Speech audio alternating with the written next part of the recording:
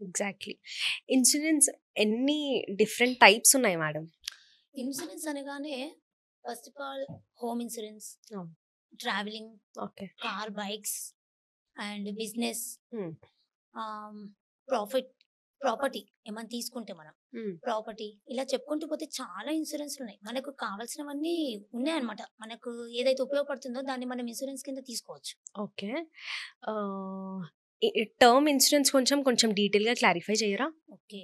Term insurance అనగానే first ఒక ఒక ఇంట్లో 5 మెంబర్స్ ఉన్నారు. అవును. భార్య, భర్త, ముగ్గురు పిల్లలు. ఓకే.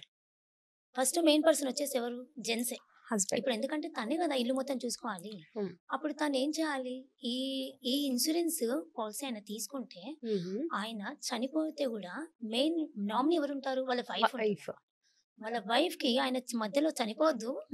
కానీ ఒకవేళ అలాంటి సిట్యుయేషన్ ఏమన్నా వస్తే, వాళ్ళ నామినీకి, వాళ్ళ వైఫ్‌కి ఈ ఇన్సూరెన్స్ చాలా ఉపయోగపడుతుంది. ఓకే. ఓకే. ఓకే. వాళ్ళ పిల్లల భవిష్యత్‌కి, తనకి ముందు ఈయన లేని పరిస్థితి ఆమెకు కనిపియదనమాట. అవును.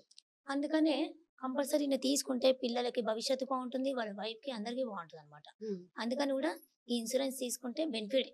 ఓకే. దాన్ని ఇది మీరిప్పుడు అన్నారు కదా! Term insurance. టర్మ్ ఇన్సూరెన్స్ అని అంటారనమాట. ఓకే.